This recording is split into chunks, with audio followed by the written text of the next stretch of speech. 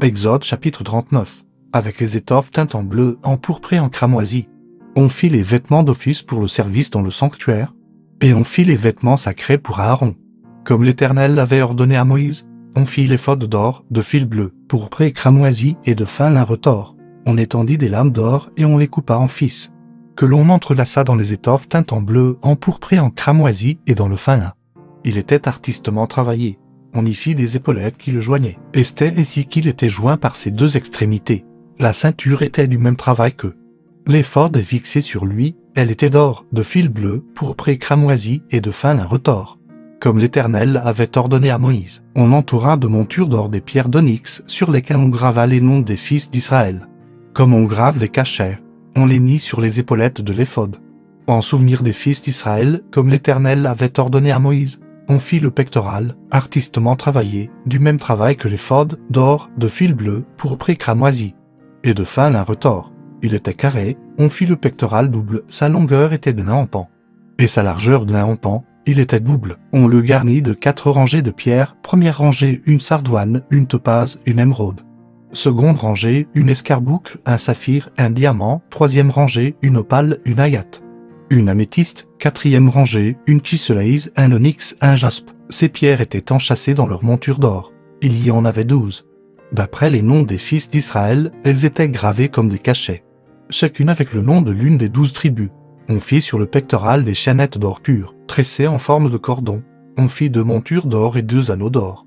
Et on mit les 2 anneaux aux 2 extrémités du pectoral. On passa les 2 cordons d'or dans les 2 anneaux aux 2 extrémités du pectoral. On arrêta par devant les bouts des 2 cordons aux 2 montures placées sur les épaulettes de l'éphod. On fit encore 2 anneaux d'or, que l'on mit aux 2 extrémités du pectoral. Sur le bord intérieur appliqué contre l'éphod, on fit 2 autres anneaux d'or, que l'on mit au bas des 2 épaulettes de l'éphod, sur le devant, près de la jointure. Au-dessus de la ceinture de l'éphod, on attacha le pectoral par ces anneaux aux anneaux de l'éphod, avec un cordon bleu, afin que le pectoral fût au-dessus de la ceinture de l'éphod et qu'il ne pût pas se séparer d'eux. L'éphod, comme l'Éternel l'avait ordonné à Moïse, on fit la robe de l'éphod, tissée entièrement d'étoffe bleue. Il y avait, au milieu de la robe, une ouverture comme l'ouverture d'une cotte de maille, et cette ouverture était bordée tout autour. Afin que la robe ne se déchirât pas, on mit sur la bordure de la robe des grenades de couleur bleu, pourpre et cramoisi, en fil retors. On fit des clochettes d'or pur, et on mit les clochettes entre les grenades sur tout le tour de la bordure de la robe. Entre les grenades, une clochette et une grenade, une clochette et une grenade. Sur tout le tour de la bordure de la robe pour le service. Comme l'Éternel avait ordonné à Moïse, on fit les tuniques de fin lin tissées pour Aaron et pour ses fils, la tiare de fin lin. Et les bonnets de fin lin servant de parure, les caleçons de fin lin retors.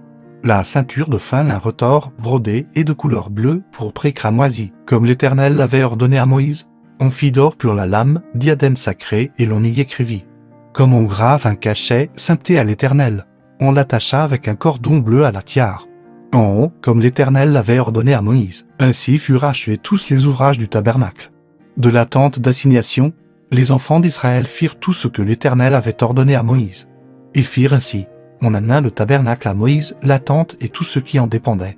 Les agrafes, les planches, les barres, les colonnes et les bases, la couverture de peau de bélier teinte en rouge, la couverture de peau de dauphin et le voile de séparation, l'arche du témoignage et ses barres, et le propitiatoire, la table, tous ses ustensiles et les pains de proposition, le chandelier d'or pur, ses lampes, les lampes préparées, tous ses ustensiles, et l'huile pour le chandelier, l'autel d'or, l'huile d'onction et le parfum odoriférant. Et le rideau de l'entrée de la tente, l'autel d'airain, sa grille d'airain, ses barres, et tous ses ustensiles, la cuve avec sa base, l'étoile du parvis, ses colonnes, ses bases, et le rideau de la porte du parvis, ses cordages, ses pieux, et tous les ustensiles pour le service du tabernacle, pour la tente d'assignation, les vêtements d'office pour le sanctuaire, les vêtements sacrés pour le sacrificateur Aaron, et les vêtements de ses fils pour les fonctions du sacerdoce. Les enfants d'Israël firent tous ces ouvrages en se conformant à tous les ordres que l'Éternel avait donnés à Moïse. Moïse examina tout le travail, et voici, il l'avait fait comme l'Éternel avait ordonné. Il l'avait fait ainsi, et Moïse les bénit.